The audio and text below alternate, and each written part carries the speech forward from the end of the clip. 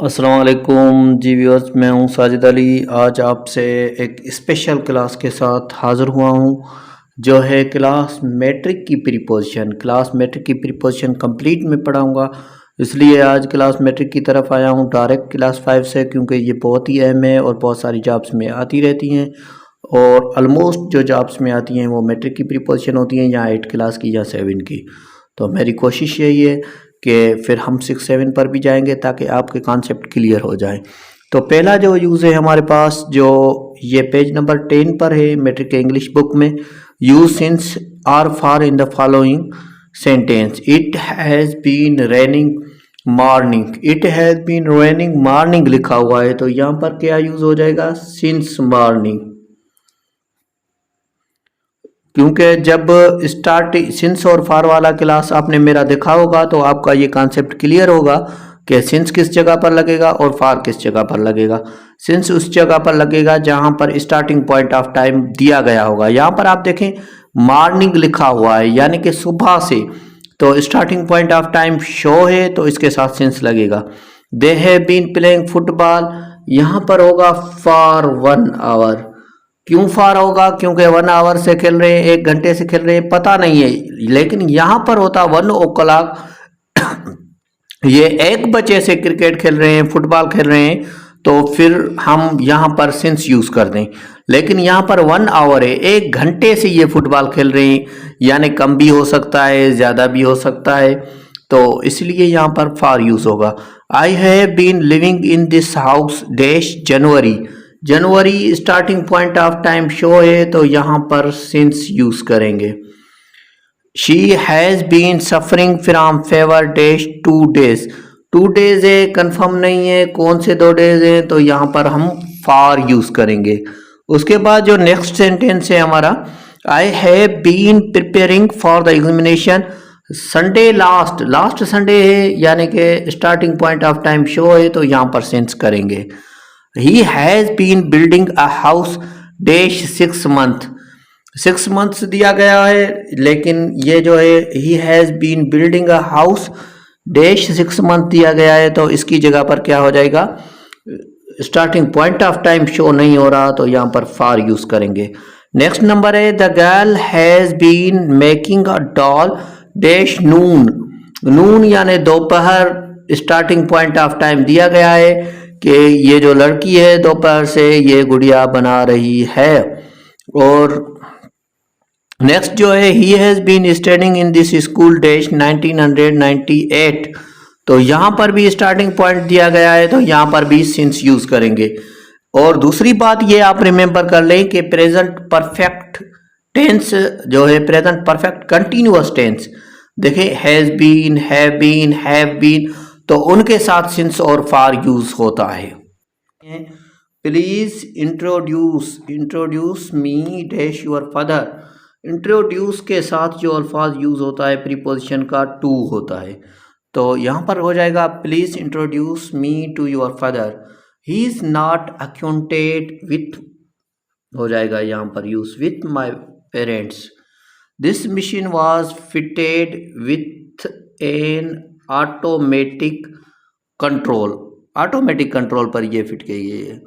You are not fit, ये देखो वहां पर फिटेड है, और ये जो विथ यूज हुआ है एन ऑटोमेटिक कंट्रोल के लिए यूज हुआ है, यानी कि जहां पर एन ऑटोमेटिक कंट्रोल हो वहां पर विथ यूज होगा, लेकिन यहां पर फिट है। You are not fit for this job, कभी कभी ये इस तरह से भी आ जाता है you are fit for this job, तो फिर भी ये करेक्ट हो जाएगा, तो इसमें परेशान होने की कोई भी बात नहीं है आपको। Round nail does not fit, देखिए किस तरह से इसने प्रीपोजिशन दी है आपको कंफ्यूज करने के लिए। यहाँ पर फिटेड, यहाँ पर फिट, यहाँ पर फिर fit. Round nail does not fit into a square hole. Preposition का यही मसला है कि हर जगह पर चेंज यूज हो रही है। He has pass the examination is now looking for a job. For a job, looking for होगा, लुक से फार होता है।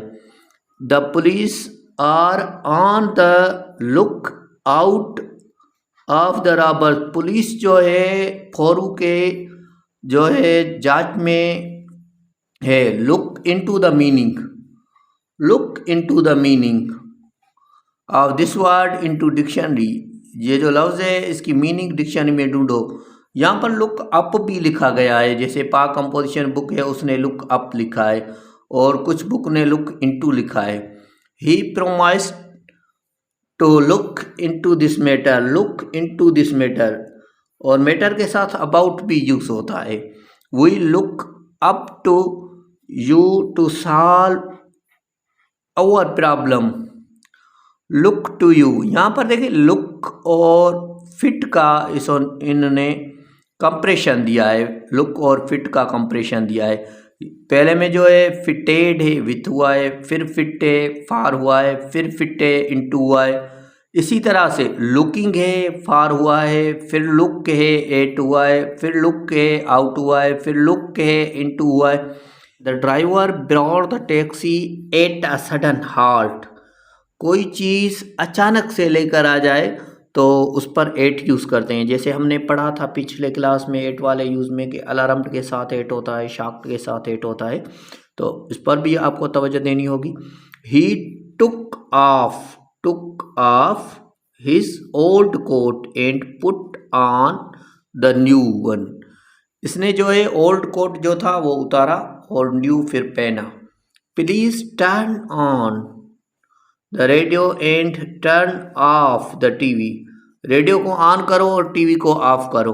तो ये ऑन जो है चलाना है और ऑफ जो है बंद करना है, और ऊपर जो ऑफ है वो टुक ऑफ यानी उतारना, एक सात लफ्ज बने हुए हैं ये टुक ऑफ यानी उतारना, पुट ऑन यानी पहनना, टर्न ऑन यानी खोलना, किसी चीज़ को खोलना। देखिए खोलना एक ये होता है कि आप किसी चीज़ को रिपेयर करने, और दूसरा खोलना ये होता है कि आप किसी चीज़ को यानी कि ऑन कर दें।